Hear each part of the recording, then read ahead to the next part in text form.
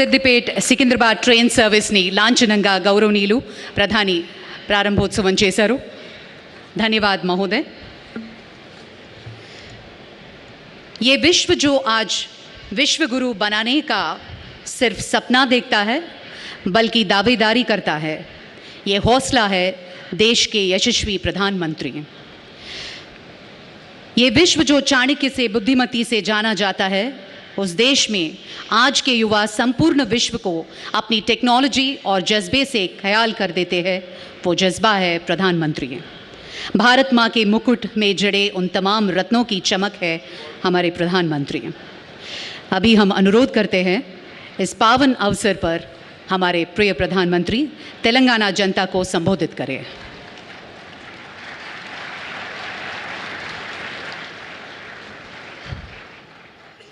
तेलंगाना के राज्यपाल तमिलसाई सौंदरराजन जी, केंद्र सरकार में मेरे सहयोगी भाई जी किशन रेड्डी जी, यहाँ उपस्थित सभी वरिष्ठ महानुभाव, देवी और सज्जनों, आज जिन परियोजनाओं का शिलान्यास और लोकार्पण हुआ है, मैं इनके लिए तेलंगाना को बहुत बहुत बधाई देता हूं. ना कुटुंब सभ्यलारा किसी भी देश और राज्य के विकास के लिए बहुत आवश्यक है वो राज्य बिजली उत्पादन के विषय में ज़्यादा से ज़्यादा आत्मनिर्भर हो. जब राज्य में बिजली की प्रचुरता रहती है तो ईज ऑफ डूइंग बिजनेस और ईज ऑफ लिविंग दोनों ही सुधर जाती है. सुचारू बिजली सप्लाई राज्य के औद्योगिक विकास को भी गति देती है. आज पेदपल्ली जिले में एनटीपीसी के सुपर थर्मल पावर प्रोजेक्ट की पहली यूनिट का लोकार्पण हुआ है. जल्दी इसकी सेकंड यूनिट भी शुरू हो जाएगी. जब इस प्रोजेक्ट का सेकंड फेज पूरा होगा तो इस प्लांट की इंस्टॉल कैपेसिटी 4000 मेगावाट हो जाएगी. मुझे खुशी है कि एनटीपीसी के देश में जितने भी पावर प्लांट्स हैं उसमें ये सबसे आधुनिक प्लांट है. इस प्लांट में जो बिजली पैदा होगी उसका बहुत बड़ा हिस्सा तेलंगाना के लोगों को मिलेगा. हमारी सरकार जिस प्रोजेक्ट की शुरुआत करती है उसे पूरा भी करके दिखाती है. मुझे याद है अगर 2016 में मैंने इस प्रोजेक्ट की नींव रखी थी, अब आज इसके लोकार्पण का भी सौभाग्य मुझे मिला है. यही हमारी सरकार का नया वर्क कल्चर है. ना कुटुंब सुम्बुलायरा. हमारी सरकार तेलंगाना के लोगों की ऊर्जा से जुड़ी अन्य जरूरतों को पूरा करने के लिए भी काम कर रही है. वो दिन पहले ही जब मैं हासन चेरलापल्ली एलपीजी पाइपलाइन का लोकार्पण करने का मुझे अवसर मिला था. ये पाइपलाइन एलपीजी ट्रांसफॉर्मेशन और उसका ट्रांसपोर्टेशन और डिस्ट्रीब्यूशन की सेफ, कॉस्ट इफेक्टिव और इको फ्रेंडली व्यवस्था विकसित करने का आधार बनेगी. ना कुटुंब सभ्युलारा, आज ही मुझे धर्माबाद, मनोहराबाद और महबूबनगर कर्नूल रेलवे स्टेशन के इलेक्ट्रिफिकेशन प्रोजेक्ट को राष्ट्र को समर्पित करने का अवसर प्राप्त हुआ है.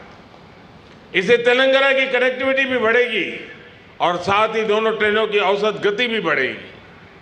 भारतीय रेल अगले कुछ महीनों में सभी रेल लाइनों के 100% इलेक्ट्रिफिकेशन का लक्ष्य लेकर के चल रही है. आज ही मनोहराबाद सिद्दीपेट नई रेल लाइन का भी लोकार्पण हुआ है. इससे व्यापार कारोबार को बढ़ावा मिलेगा. 2016 में मुझे इस परियोजना की भी नींव रखने का अवसर मिला था.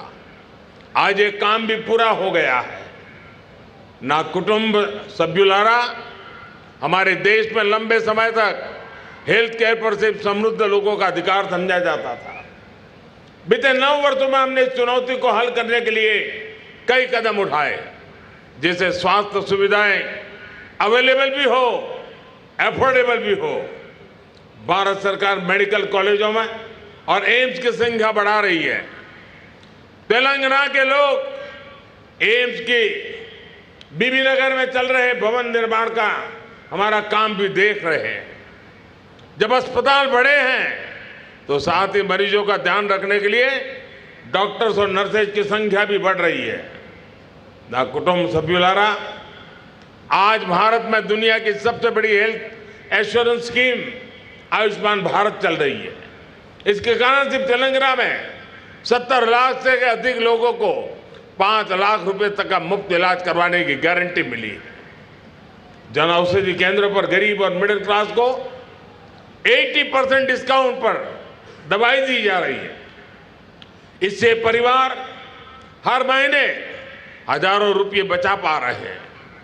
ना कुटुंब सभ्युलारा, हर जिले में अच्छा हेल्थ इंफ्रास्ट्रक्चर हो, इसके लिए हमने प्रधानमंत्री आयुष्मान भारत इंफ्रास्ट्रक्चर मिशन की शुरुआत की है। आज इस मिशन के तहत तेलंगाना के 20 क्रिटिकल केयर ब्लॉक्स का शिलान्यास हुआ है। इन ब्लॉक्स को ऐसे बनाया जाएगा कि इसमें dedicated isolation wards, oxygen supply, infection prevention and control की पूरी व्यवस्था हो। तेलंगाना में स्वास्थ्य सुविधाएं बढ़ाने के लिए 5000 से अधिक Ayushman Bharat health and wellness centre भी काम कर रहे हैं। कोरोना वैश्विक महामारी के दौरान तेलंगाना में लगभग 50 बड़े पीएसए ऑक्सीजन प्लांट लगाए गए, जिसमें लोगों का जीवन बचाने में बहुत मदद मिली। ना कुटुंब सभ्युलारा, ऊर्जा, रेलवे और स्वास्थ्य से जुड़े अहम प्रोजेक्ट के लिए तेलंगाना के लोगों को मैं फिर से बहुत बहुत बधाई देता हूं। और अब मुझे अगले कार्यक्रम के लिए लोग इंतजार कर रहे हैं, बड़े उमंग उत्साह से इंतजार कर रहे हैं। खुला मैदान है